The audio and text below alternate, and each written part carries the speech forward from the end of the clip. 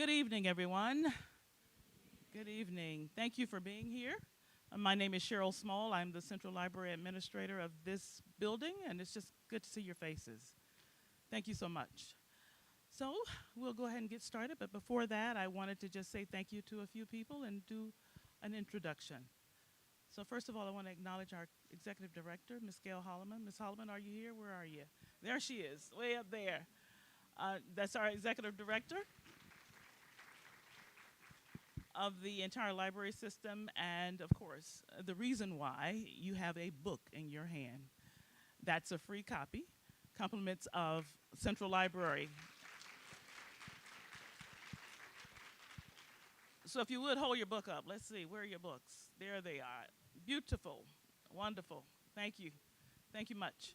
All right, so I'll just take a moment to introduce Miss Fifi Handy. She's the founder and executive director of Page Turners. And of course, this is a collaborative effort with Page Turners and Central Library. So without further ado, we'll have Miss Fifi Handy come out and introduce our beloved guest, Jason Reynolds.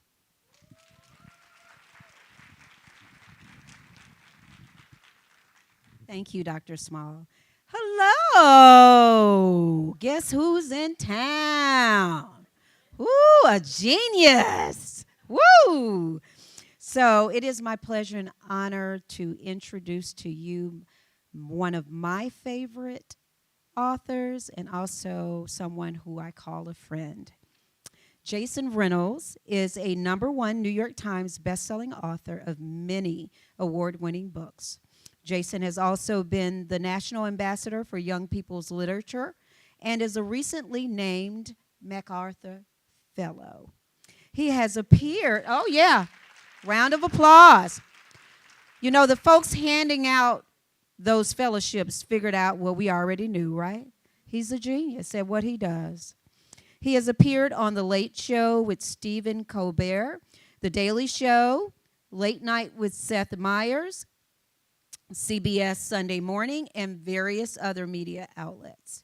In his newest book, 24 Seconds from Now, a love story, Jason has said of his main protagonist, imagine a boy as a bouquet of flowers.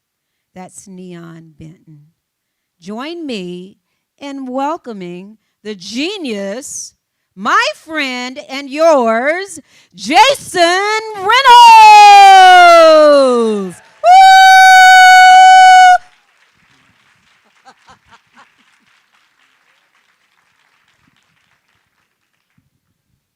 What's up, y'all? Everybody all right? Before we get started, whenever I show up anywhere, there's always folks who bring their kids because they want me to sign Ghosts. And I want you to know that's totally fine. I'm going to sign Ghosts. I also just want to make sure, parents, that you know what book I'm talking about tonight. I just want to make sure. I don't want to see no tweets. I don't want to see no negative DMs. I just want to make sure everybody's on the same page. Oh, everybody's good. Okay. All right. I also want to say really quickly, thank you for coming. Thank you to Fifi. Thank you to the library.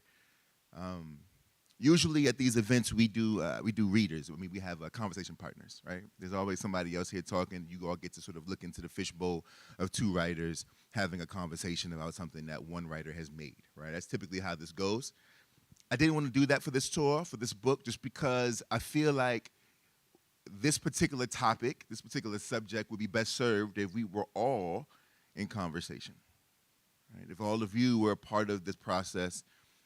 So be thinking about your questions. Don't worry, they'll pop up very soon when I get started, so that we can actually have some community engagement, because in order for our young people to grow into who we need them to grow into, we're going to have to start having some of these conversations, all right?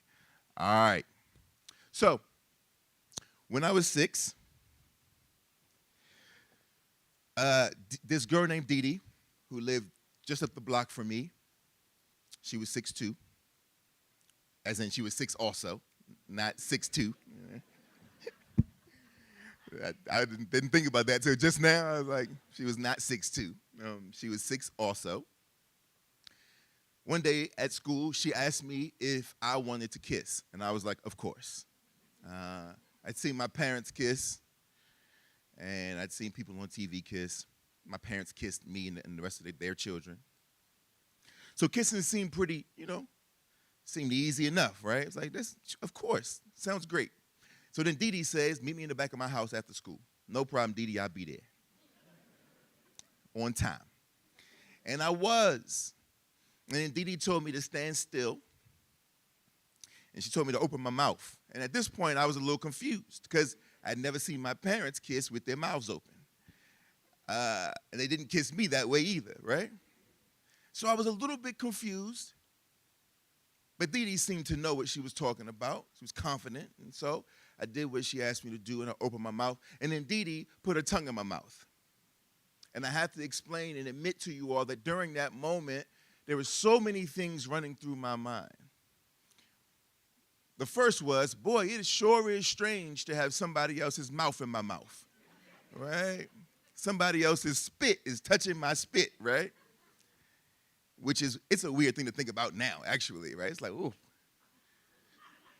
Somebody's spit is in my mouth, right? The second thing that I was like, man, I wonder if I should just bite down, right? My instinct is telling me that I should just chew, right? Because it's like gum in my mouth, right? So I should just chew. But then I thought to myself, but you've bitten your own tongue enough times to know that's fairly unpleasant. Don't do that, right? So I just stood there with my arms to my side until Dee Dee decided the kiss was over. By the way, I should also tell you that I thought I was going to suffocate because at that age, you don't really know that you can like breathe through your nose with your mouth open. And so I thought I was going to suffocate. And then Dee Dee said the kiss is over. And I went home feeling a little strange and felt like I was going to die, right? When I was 8 years old, this was the first time I caught my parents. I'm editing this slightly for the kids. Fortunately for me, I don't remember any of it.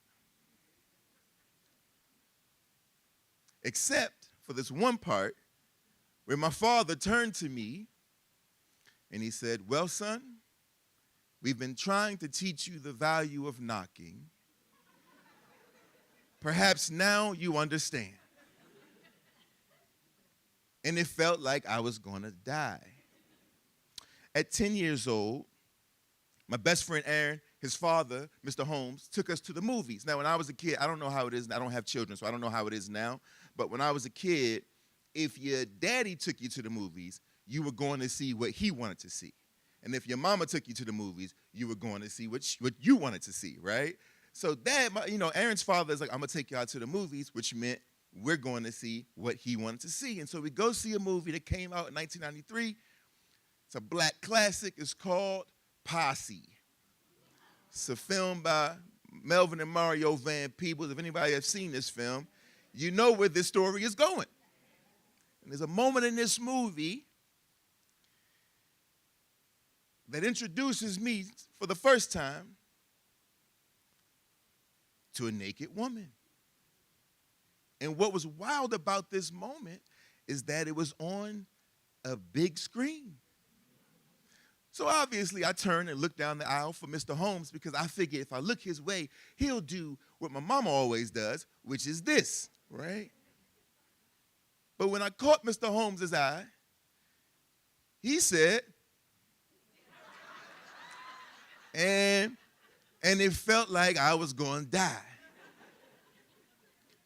12 was a complicated year for me. Lots of things happened. The first was the summertime, me and my friends went to Six Flags.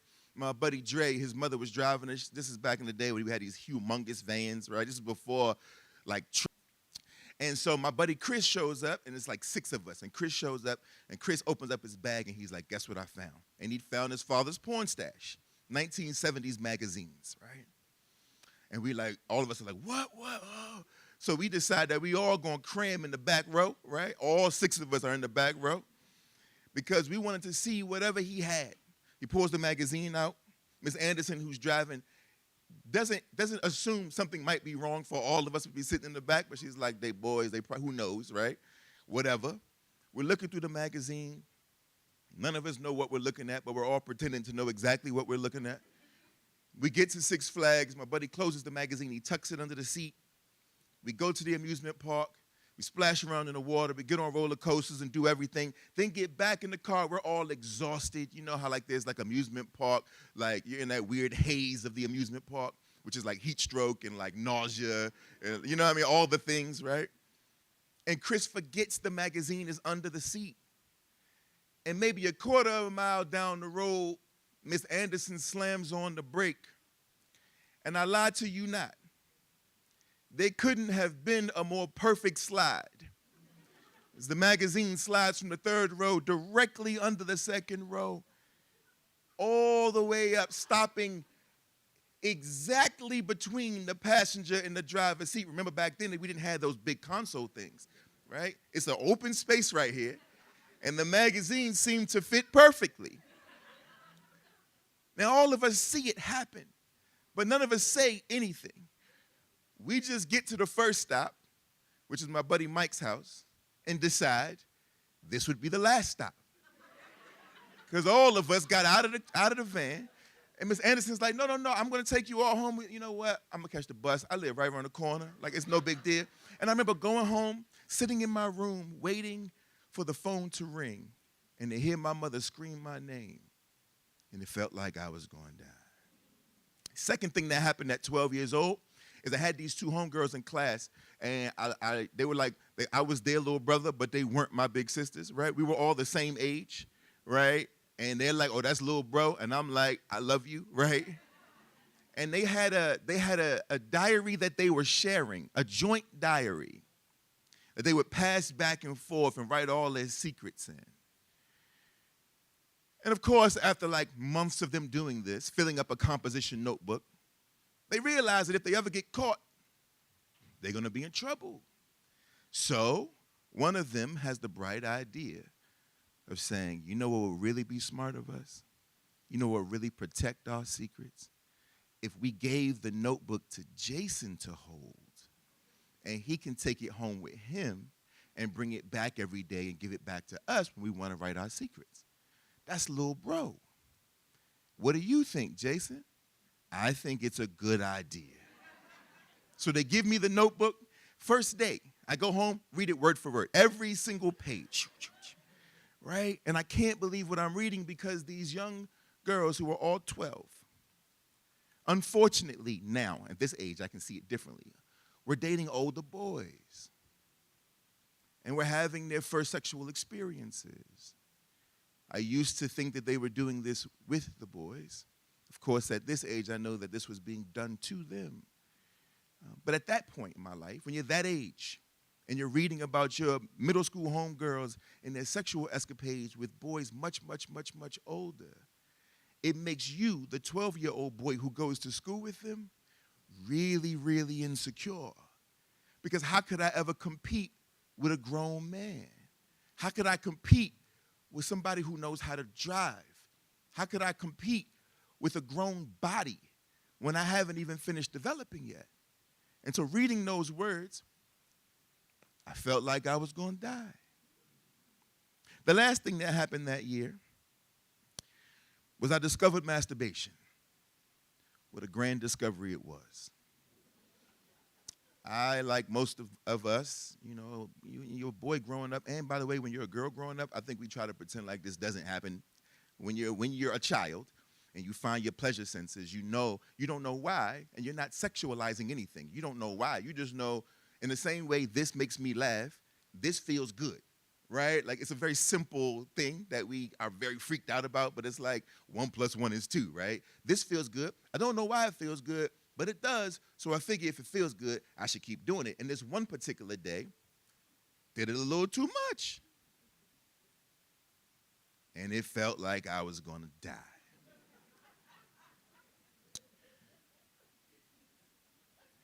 At 14, I discovered romance. It's a girl in my school, and I think I love her. We not together, though. But in my mind, we together. And we hanging out, and everything is cool. We're good to each other and nice to each other in school. We seem to have the same sense of humor. Everything seems to be lining up. Now, Valentine's Day is coming. Go to my mother. I'm like, Ma, it's this girl, her name Tiffany, and I just feel like I need to do something special for Valentine's Day. I don't want to give her no card. I don't want to give her no sweet tarts and them little nasty chalky candies. I don't want to do no chocolates. I don't want to bring no flowers to school. I need to do something special for her because I feel something special for her. So my mother said, who is the coolest lady in the world, by the way, and always has been. My mother is like, perfect. I know what we'll do, right? She's on board for the plan. She's like, I'm going to go to the store. I'm going to get you a Stouffer's lasagna. I'm going to come back home. We're going to bake the lasagna. Then when it's done baking, I'm going to take it out of the tin and put it in one of my baking dishes, put it back in the oven. And when she get here, you pull it out like you made it. She ain't going to know what to do, right? My mom brought out candles, wine glasses for juice, and was like, I'm going to be gone for the next 2 hours. This is a true story. I look back on it now like, what were you thinking, right? But that's the kind of mom she was, right? I'm going to be back in like 2 hours. Tiffany comes over. I found an apron. My mom ain't never worn no apron. Found one in the house, put that on, right? I opened the door. Tiffany's like, man, it smells so good in here. I opened up the oven, pull it out. She said, you made lasagna? I said, yeah, my mom taught me how to cook when I was younger, I'm like, dicing it up, putting the squares in, pulling it out. It's cheese everywhere, Light the candles, and we have this amazing dinner. And when I was walking her to her car, or to the person who picked her up, we were walking, which was her older brother, and we slip on the ice. This is February in D.C. And we slip on the ice, and we land in the snow. It's a true story. We have our first kiss. And it was almost so perfect that it felt like I was going to die. At 16, just barely 16, I lost my virginity to my girlfriend at the time, who was not Tiffany. Tiffany didn't work out. It don't always go like you think it's going to go, right? I lost my virginity to my girlfriend at the time. I'll spare you all the details. But just know it felt like, you can say it with me this time, it felt like I was going to poop in her bed, is what it felt like. That's what it felt like. It felt like I was literally going to poop in this girl's bed. Some of the men in the room, if they could be honest with themselves, know exactly what I'm talking about. It's a strange feeling. A lot of things are happening, you know what I mean?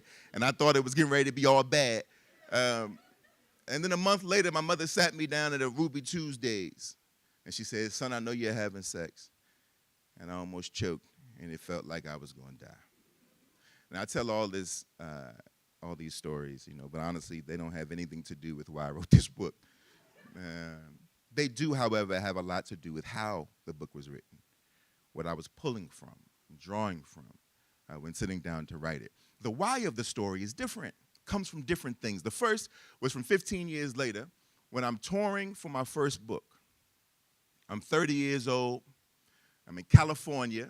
I'm traveling through Northern California, and I'm visiting juvenile detention centers to talk to young men about life, about reading, about decision-making, just trying to show them some love. I get to this one prison, and the librarian there says, hey, look, Mr. Jason, what you think is the most checked out book here? Like, which books do you think are read the most in a juvenile detention center? And I said, I don't know, man, but it's probably something gritty, something about their lives, something that reflects their reality, something that they can see themselves in. And she said, no, it's romance novels. I said, well, what do you mean? She said, yeah, it's romance novels because they're incarcerated in the time of their life where they would be experiencing their firsts. These kids are 13, 14, 15, 16, and they're in the box. If they weren't, they'd be having their first dates and having their crushes and going through all the things that we go through. But because they can't, they read about it so they can vicariously live through the words of the author. They'd like to believe that the bad boy just might get saved by the good girl. Now, that made me extraordinarily sad in the moment, but I was even sadder once I left and started to think to myself, I wonder if any of these young men would read romance novels if they weren't incarcerated. And I'm willing to bet that they wouldn't, which begs the question, why? Why aren't they allowed, or why don't they feel allowed to read these same books, walking free? The second thing that happened is that during this time, my little brother, I have a baby brother who is like, he's way younger, but the first three, and then it's like the blip, right? It's like, and then the baby brother comes. So at the time, he was 17. Calls me on the phone, he says, yo, Jay, me and my girlfriend been having conversations. I said, I'm glad y'all speak to each other. That sounds like a healthy relationship. He said, no, I mean, like, we've been having, like, conversations, Jay, and I think I'm ready. And I said, that's great, man. Good for you. Are you sure? I'm sure. We've been talking about it. You know me, man. I won't make no, I think it all through. I'm thoughtful. I know what I'm. Hey, brother, cool. Do you have any questions? Do you have any concerns? He said, Jay, I just got one real big concern.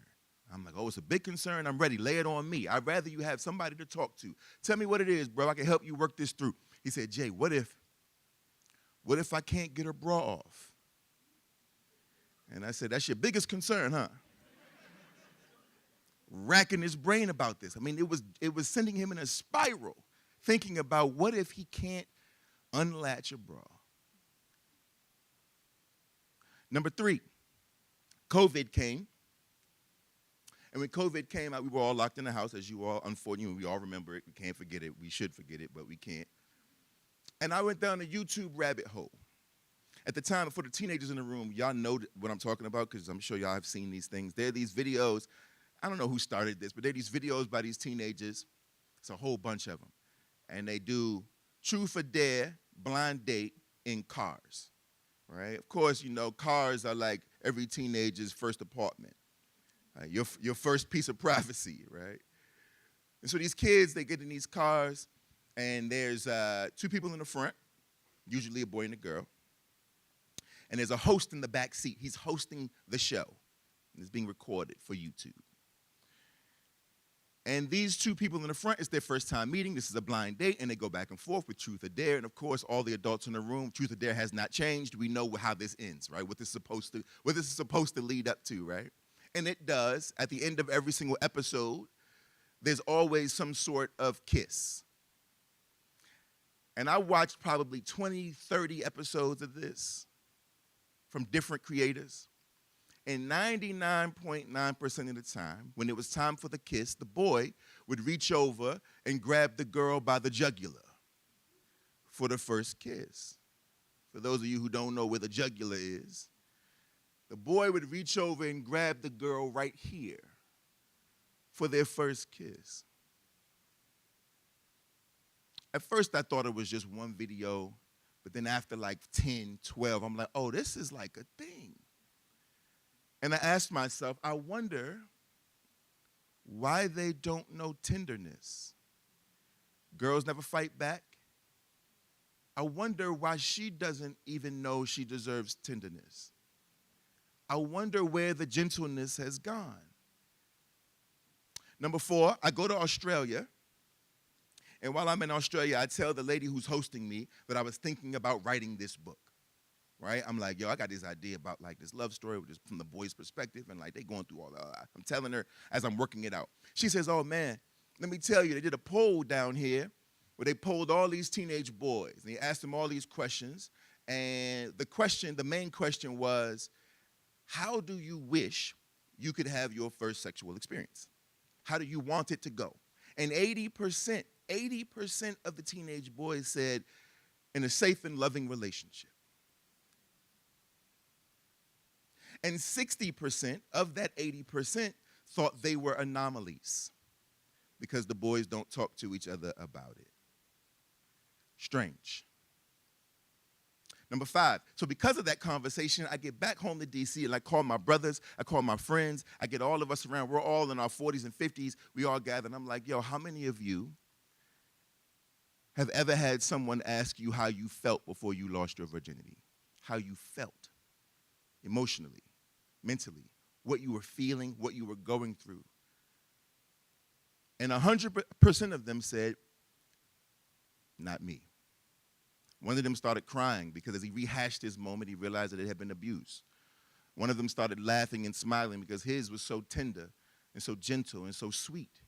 But no one ever asked about it. Some of us laughed about how many times we had lied about it before it actually happened. But nobody ever stopped to wonder about the interior lives of young men.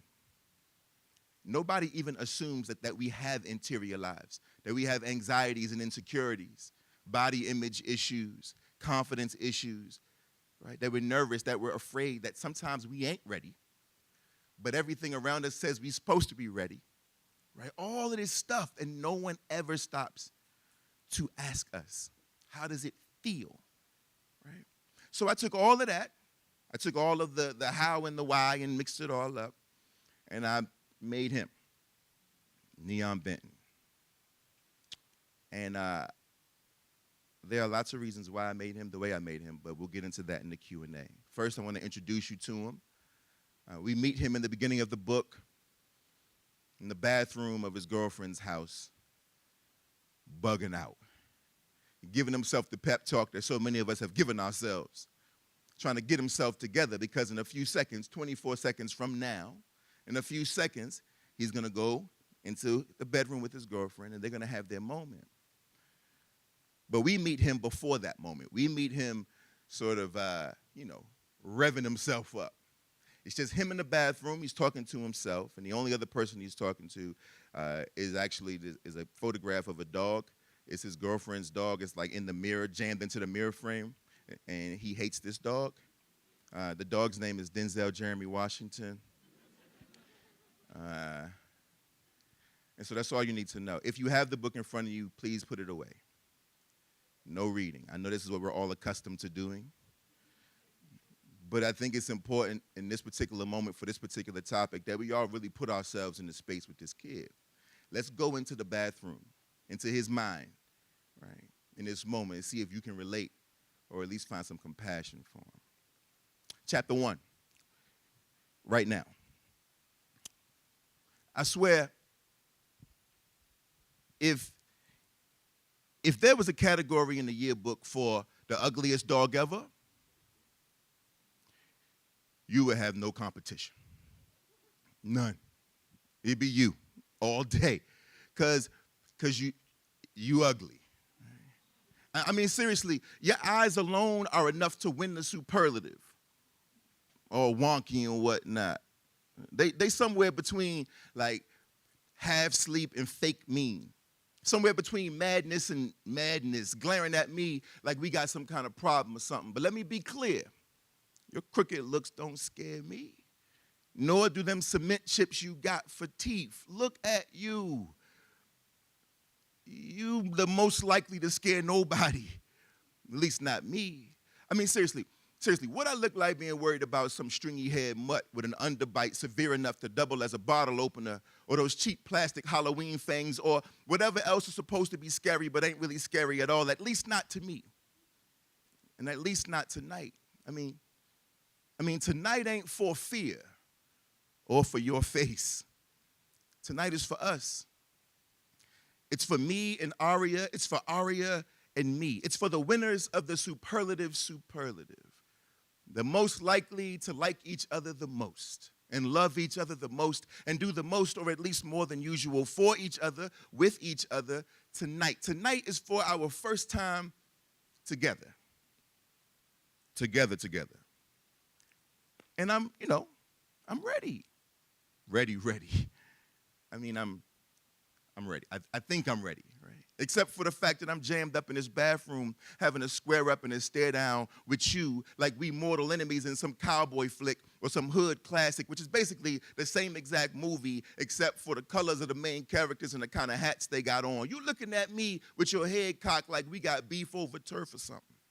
Like you mad I'm here, even though this ain't even your house no more.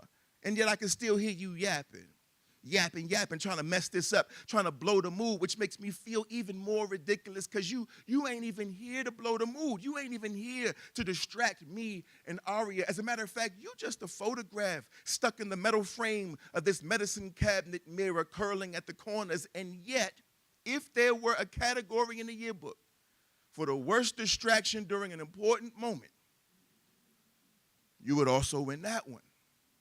Because I'm definitely distracted. Standing here in my drawers, curling at the corners too.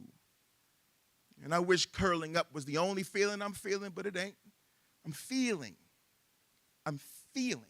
stuff more than I think I thought I would, more than anybody ever said.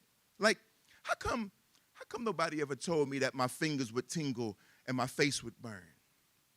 Why they never said I would feel all the blood in my body and my veins would spark like electrical wires from temple to toe? Why nobody ever said I'd have fireworks under my skin? Or that the first time that I connected with my girlfriend, this girl who, by the way, I've seen almost every single day for the past 2 years, that all of a sudden she would somehow look exactly how she looked on the day I met her, as if my eyes done reset or something, or maybe her face reset, and now she looked better than good. But don't get me wrong, Aria always looks good to me. Or as I like to joke with her, she looked gooder than I don't know what. But tonight, she looks different. She looks dazzling. And I told her that. And when I told her that, I swear her face became a diamond. And she sparkled at me. And she kissed me. And she told me I look dazzling too. And then I tried not to laugh or look down at the floor because ain't nobody ever said nothing like that to me before. And even though she said it, I don't feel it. Like, I don't feel dazzling. I feel sick. I mean, I feel excited, right? But I also feel sick. Really excited and really sick. Both of them things, like this must be what it feels like to be an ugly, tiny, distracting mutt like you, Denzel Jeremy Washington. Especially when people pull up to the house and your whole body becomes a motor. No, this must be what it feels like to be an alarm clock just before to wake up. 60 seconds before it's time to sing, before it's time to make noise and rattle the room and welcome the morning. And the anticipation of it all makes that last minute feel like the length of an entire nighttime. That's what this feels like. That's what I feel like. And to be honest with you, I hope Aria don't push snooze on this moment. I hope she don't hit pause on this particular rise and shine. But if she does, that's cool. If she want to do this some other time, that's cool. Maybe tonight we could just kiss or whatever, or, do other stuff or whatever. I'm good with whatever she want to do as long as I make it out of this bathroom alive, because I swear it feel like something boiling in my belly trying to take me out of here. And this ain't the time nor place for dying or diarrhea. Not here, not now, not right across the hall from her bedroom. I mean, come on, nerves got some nerves showing up at a time like this. Tonight of all nights. I said nerves. I didn't say fear. I want to be clear. I said nerves. They are not the same thing, and I don't feel like explaining the difference to you because you wouldn't understand anyway, because you are just a dog. And if there was a category in the yearbook for the least likely to understand, that's you. Plus, I don't owe you no explanation, and I wouldn't give you one even if I did, because she in there waiting for me while here I am whisper shouting at you, at a photograph of you. Here I am gazing into the toilet just in case them French fries I had a half an hour ago decide they want to exit through the chimney and not the basement door. Here I am pacing back and forth from toilet to sink, sink to toilet, toilet to sink, sink to toilet, running a 3-step mile that got me all out of breath. Here I am wondering what she's doing in there, what she's thinking. If she's wondering what I'm doing in here, I'm wondering if it feels like she got teeth stuck in her throat, wondering if it feels like she got ceiling fans in her belly, or if she's reponied her ponytail and checked the chicken on her breath. Here I am wondering how I got all this water on the floor in here, wondering if I remember to put lotion on my legs, wondering if I licked my lips too much already and now they smell like spit. Wondering if I remember not to open the condom with my teeth like they do on the movies. I only had to practice that one time to know it was a bad idea. Because don't nobody want your kisses tasting like tires dipped in Vaseline. Could really blow the mood. But if I do open the condom open with my teeth like they do on the movies, I got to remember not to poke a hole in it. And I got to remember to put it on right the first time. Pinch and roll. Pinch and roll. No fumbling. She'll be watching.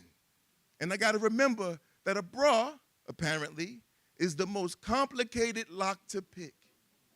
So don't bother trying, which is why I should just go in there and tell her. I should just dry my hands and face from the back of this towel, just walk in there and say it, that I, Neon Benton, your boyfriend of 2 years, am nervous. That's me. The most nervous first timer ever. Shoot. I definitely forgot to put lotion on my legs. Lucky for me, Aria loves me. She loves me enough to call me dazzling and mean it, ashy and all. Honestly, I kind of wish she would say I just look good, like regular good, put my feet back on the floor, you know? Or maybe even say I look gooder than she don't know what. And that my body is okay for her. That it's enough for her. Shoot. I hope this lasts longer than a song. Get out your head. I hope this feels like a song I can't get out my head. Or a really good movie with an even better sequel, but no actors and a loose script that begins with us kissing in the hallway of her house. Or maybe with chicken tenders for her and french fries for me. Or maybe with me at the front door knocking, waiting for her to answer so I could tell her she looks dazzling because she does. Cut to me in her bathroom mirror, imagining what happens next. Talking to the photograph of a dog I swear I hear barking. Trying to quiet my stomach, taking a deep breath, hearing the playlist that she just started, wondering if we will keep the lights on, or will we turn them off, or maybe have just a little light, wondering if she will let me look at her before, and if she will look at me before, and if we will look at each other the same after. All right, now let's take some questions. All right. Ain't you glad you ain't read along? You know what I mean? Don't be scared. I know it's a wild conversation. Yes.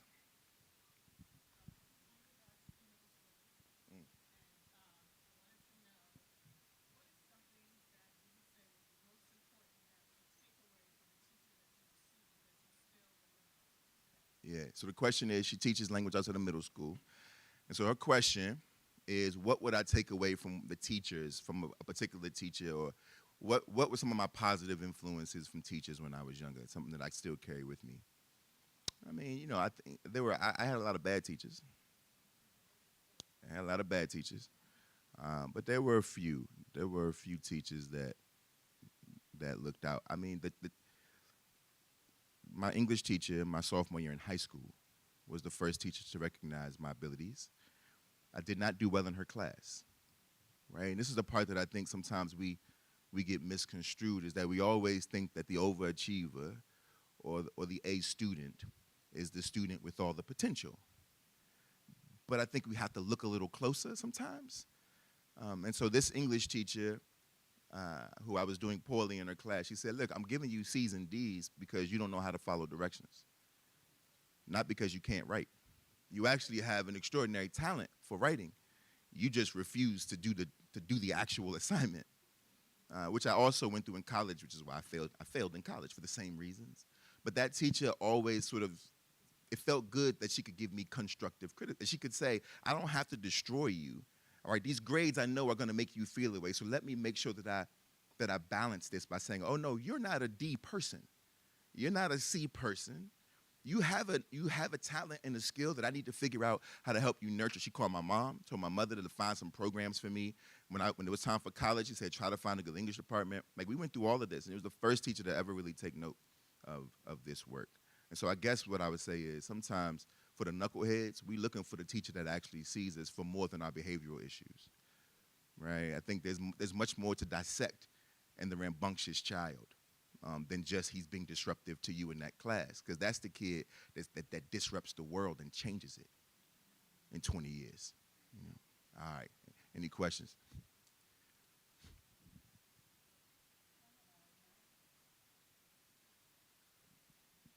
I didn't have a question last night, but I have two today. It's Mhm. a twofer. The first one is, has your younger brother read your book, and what were his thoughts on it? And then the second one is, do you plan to tour youth detention centers with this book? It's a good question. Has my younger brother read it? Absolutely not, and he ain't gonna read it. He'll read it when he's like 30 or something like that. But he's in his own. He's trying to figure out his life. He's 23 years old. He's a musician. He got his own path, and I just got cool to him. Right, just recently he was like, "Yo, now I be using your name, Jay. I be using it. I go places. I be like, and I get all kind of stuff now. You know what I mean? But his whole school experience was mortifying because he had to study this work the whole time he was in school, from K through 12. Right, like once he got to the 4th grade, he had to read Ghosts. Right, and that's terrible when it's your brother. It's like the teachers are like, "You think you could get him to come to the school?" Right? He's like, "I'm not," and so no, he's not gonna read it. In terms of touring juvies, it's not on my agenda at the moment, but I'd love to. Like by the way, everybody should stop into a juvie every now and then, show them kids some love. Excuse me. If you are a person who is terrified, if you believe that like going into a juvenile detention center is going to be scary, I promise you it won't be. It'll be the opposite. You won't be frightened. You will be sad. But you won't be sad because of the kids. You will be sad because of the conditions. When the kids come in the room, you know what you're going to see? Kids. You're not going to see gangsters and thugs and thieves and monsters. You're going to see little peach-fuzzed baby boys who are still awkward in their bodies, who have been forced to posture and play big because of their environments before and post and prior, right? Like dealing with sort of what they're coming from and what they're living in. And I think it would behoove all of us to make sure that they know that we know that they exist. Because a lot of them don't get no visitors. They in juvies far away from their home, from their hometowns. So they're maximum security prisons. America's the only place that has that, by the way. I could get into this more, and I won't, because we're talking about love, but I would. Hi. First of all, I'm so fangirling right now. Joe from Columbia, South Carolina, to see you. And I'm a former classroom teacher, taught 20 years in the classroom, and you mentioned the lack of tenderness. And this is something I've seen in the hallways where the guys constantly rough up the girls, and he's just playing. And you're just like, why would you let him? So I'm wondering, what more can we do as teachers, as mentors, to combat or help the males and females say that's not something to play with? Yeah, I think so much of this comes from, I've been thinking about this a long time. My questions are always, first of all, I want to get to the boys, right? It's like, because I can't, like, we need to make sure that the boys don't do it, right? It's like, I don't even want to get to the point where the girl has to be able to say, don't do this to me. I just want the boys to not do it. And I think in order for that to happen, though, there is some foundational things that I think have to change that I don't know if we're a little reluctant to change. A prime example is, if your boy fall down, you gotta let that man cry. If he feel like crying, it doesn't mean that that he won't get up. He gonna get up in a second after he expresses his emotion. It's strange that we're like, you gotta get up. Ain't no crying, just get up. You all right? It's like, but what if I'm not all right? Because what that looks like at 14 is I'm not all right, but I have to pretend. What it looks like in the 7th grade is I'm not all right.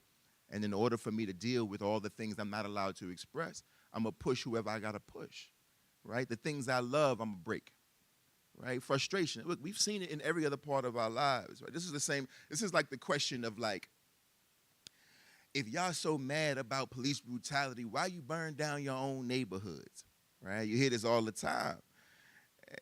And the answer is actually pretty simple. At the end of the day, when you're young, think about when you're young and your mother has said something to you and you feel like it's unfair. You feel like you're getting blamed for something that you ain't do. You feel like she don't understand. And you get so frustrated, but unfortunately, you don't quite have the vocabulary or the freedom to express this frustration. You look to your right and to your left and you break your toys, right? You break what you can put your hands on because it has to come out somewhere. I can't find language for it, or I'm not given freedom to give the language to anybody. But the energy got to come out somewhere. At 12, it looks like you the tough kid in class, you fighting, you pushing the girls around, whatever it might be. I think it all comes down to our understanding that emotional intelligence begins early. We make it seem like, nah, man, when you get like 15, 16, 17, 18, or when you get a job and you're 30 and you learning it, nah. We should start teaching emotional intelligence right out the gate. That it's okay for you to feel how you feel and also get up, right? You can get up and cry. Both of those, you can walk forward and cry. You can say it hurts because it does. It's okay, right? I think these are the things that need to happen way before they ever even get to your classroom. You know what I mean? I think it's a community thing. It's a cultural thing. It's a lot of things that we got to kind of sort out when it comes to, like, what does it mean to be a boy, quote unquote, and all that nonsense. All right.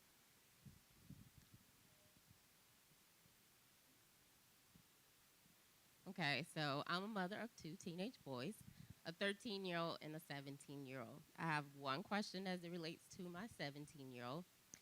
Last year, he was 16, and he and I were having a mother-son day. We were riding around. We met up with some of his friends shopping, and I smelled something in the air when we went to one of these places, and I was like, so, we're having a mom-son day. Have you ever engaged in this smell? And he was like, no, absolutely not. And I was like, you don't have to tell me a story. And he was like, no. And then maybe 60 seconds later, he was like, but you know that I'm not a anymore. And we had a moment. And my question is, does Neon, the character in your book, have a moment with either one of his parents after his first experience? Oh, yeah. Well, I love how we be like, everybody got to fill in the blanks. You know what I'm saying? That second one was virgin, right? Just so y'all know. Kids here. We can say virgin moment. Y'all should see the promo for this book. It's like, boy and girl are coming up on their big moment, right? Sex is what it is. I think I handled it well, but Look, I'm sure you did, actually. If you hanging out with your son and his friends, I already know you took care of business, right? Like, that speaks a lot, right? In this particular story, we don't get to the sex because I'm 40. I'm just not about to write, not doing it, right? Like, I got my own lines. And the other thing is also, not only am I 40, but I'm also a heterosexual man. And that does matter in this moment because of the energy and the tone and whatever that intangible thing that we tend to exert in spaces, right? Judy Blume could have written this and could have written the sex scene. And we all would have read it and said it was sweet. I could have written the exact same sex scene and it just would have felt a little different, right? Because it doesn't always feel as safe no matter how hard I try. And I knew that, right? So we start in this particular moment that I just recited, and then we move backward. We're going the opposite direction. And so does he have this moment? Yes, he still has it in preparation for. Because he has a family in which he can come and talk to. He has a family in which he's like, look, I'm having these, he got an older sister who putting him on game. He got all these friends who all tell him lies and they don't know nothing, right? He's got a grandma who tells him stories about the love of her life who has passed on, his grandfather. And he's got two parents. And his parents have tried to navigate the conversation with him. And I don't want to spoil it for you, but it's very funny, but it's also very real in terms of how those conversations can go when we have them. So yes, it's all in there. It's all in there, for sure. But good on you, by the way. And then in regards to my 13-year-old, who's an 8th grader, I'm a middle school media specialist, and both of my sons hate reading. And so this year I decided that my 8th grader would come to school with me. He goes to school where I work, and to kind of trick him into reading, we listen to audiobooks on the way to school and back home. And we're currently listening to The Boy in the Black Suit. And that is the first time that he's actually engaged in conversation with me about one of the stories that we've been listening to in the car. How does this book compare to that one? Because I hear a little romance in that one as well. There is a little romance in that one. Huh. It's similar in some ways, but it's a very different story. I mean, that book is about death and about loss, right? And the girl has come to save him, basically. She is the hero, and he is the damsel in that moment. I think this book is similar in that there's a lot of interesting friendships and funny friendships and that kind of thing happening. There is a lot of anguish, not the same because this kid doesn't lose his mom, right? But there is anguish. And his girlfriend is also, in this story, his girlfriend is still somewhat of a hero, right? Because she sees him for who he is, right? She creates space for him to be exactly who he is without judgment, which is really the most heroic thing you could do for a person when it comes to saving their lives, right? And so I think that those are sort of the ways that they connect. But that book, Born in the Black Suit, is like my favorite. It's like my favorite book. You know what I mean? This book is fire. But that book has a special place in my heart. Right? Yeah, tell them. Yeah, for sure. And shout out to audiobooks and media specialists. Thank you for your work. Okay. I too am fangirling out. I'm going to try to keep it under control. My name is Tia. I teach at Chestnut Log Middle School. I'm also a language arts teacher. I teach alongside my homegirls, Tanisha and Michelle. Shout out to y'all. So here's my question. You have spoken in interviews about how much music inspired you in the writing process. So my question is, if you were to create an accompanying mixtape for this book, what artists would you feature on it? Right? Oh. Right? It's hard to do that on the spot, you know what I'm saying? But I did, for the UK edition, they made me put together a playlist. So for the UK edition, they were like, hey, send us a playlist that's 24 minutes long of like what songs you think work. I think, here's the thing, this is tricky, right? Because they're still kids. So like it's certain songs that I would pick because that, like, you know, I grew up on Silk. I can't, you know what I'm saying? And for those of you who are of age, you know, in my mind, I'm like, that just feel inappropriate for me, right? And so I don't know if it's that. I think if I'm talking about something that sets the tone for the book, instead of thinking about what are the romantic songs, right? What sets the tone for the book? I think Stevie's Secret Life of Plants is a beautiful, beautiful album to think about when it comes, because it's all about how things grow, how things blossom, how things bloom, right? How nature takes its course is what that album is about. It's one of his lesser known records. It's a soundtrack actually to a film. It's a beautiful, beautiful, mostly instrumental album that I actually think would be beautiful. I think anything by Frankie Beverly, you know what I mean? I think I put some Frankie Beverly in there. I have to put some orchestral music in there because Aria's family is their classical music family. And so I think that there are some beautiful sonatas and things of that nature that could work, that could be really kind of interesting when it comes to, because they're all story. Like, if you don't, I know classical music is not a lot of our bags, but like, if my little brother is a classical pianist and violinist, and so I was forced to listen to a lot of it. And the way that he used to explain it to me when he was like 14, 15 is like, Jay, it's a story. He would be composing, and he would be like, I'm telling a story about lovers. Here's where they meet. Here's when they have their first date. Here's when they have their first fight. And he's breaking it down with the movements of this beautiful sort of symphony that he was putting together, right? So I think some of that music would be cool. You know, I mean, Marvin, some of the, but even, I mean, look, Tender Love works. You know what I mean? It's a fire song. Pretty, if I'm gonna pick some of my own jams, right? Tony songs, mint condition songs, you know what I mean? All of those joints would work. Drew Hill jams and all of that, right? Beauty is a great song for this, you know? Like actual love songs, right? Because I think what happens with these kinds of stories is that everybody tries to figure out how to make the entire story about sex. And literally the chapter I read for you is like the rest of the story is actually about a boy mining his own interior life to understand why he feels so strongly for this girl. This is really about his love for this person. So like true love songs, which unfortunately, I love my new generation, but y'all ain't got a whole lot of them, right? But like true love songs, right? Let's put Can You Stand the Rain in this joint. That's a beautiful song, right? So I think something like that, you know, something like that.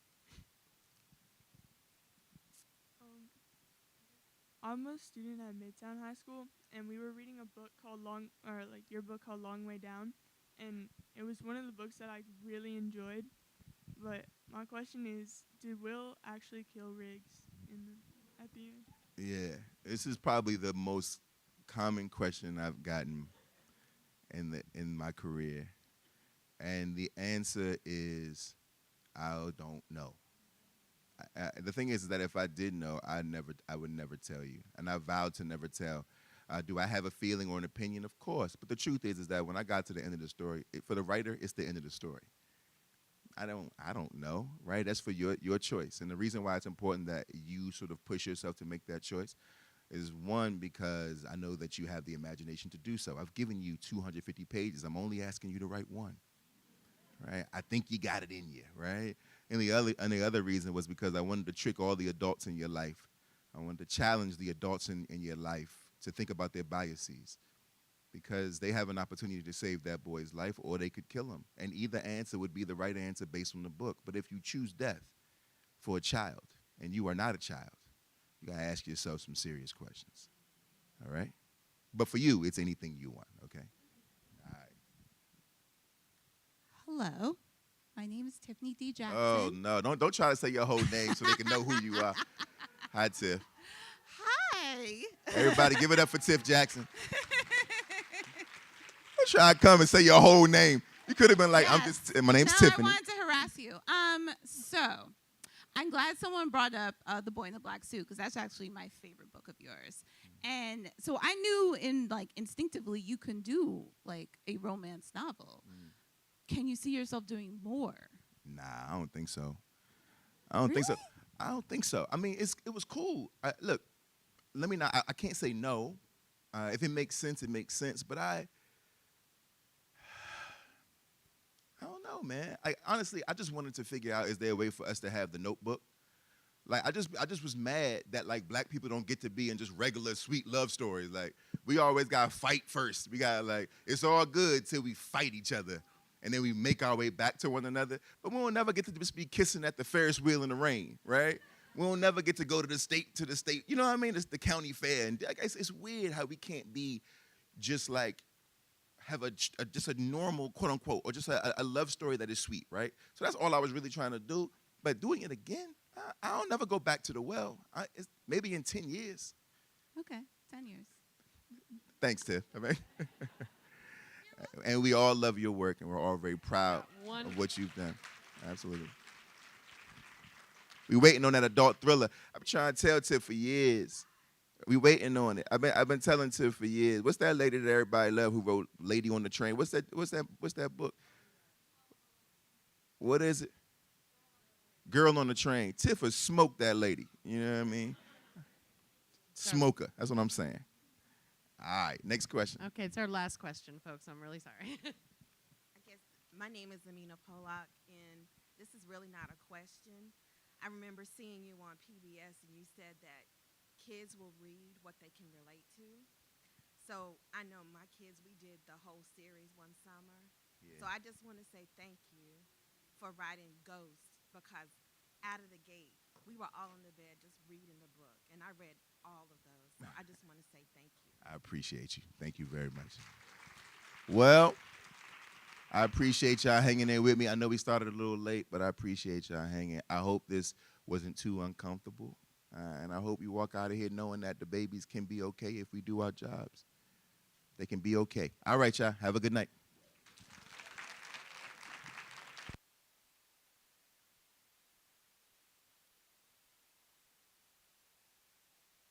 Folks, if you are going to stick around for a quick photo, Fifi, do you want to handle this part? We're going to do this row by row. If you are not sticking around for a photo, you are welcome to head on out, but we will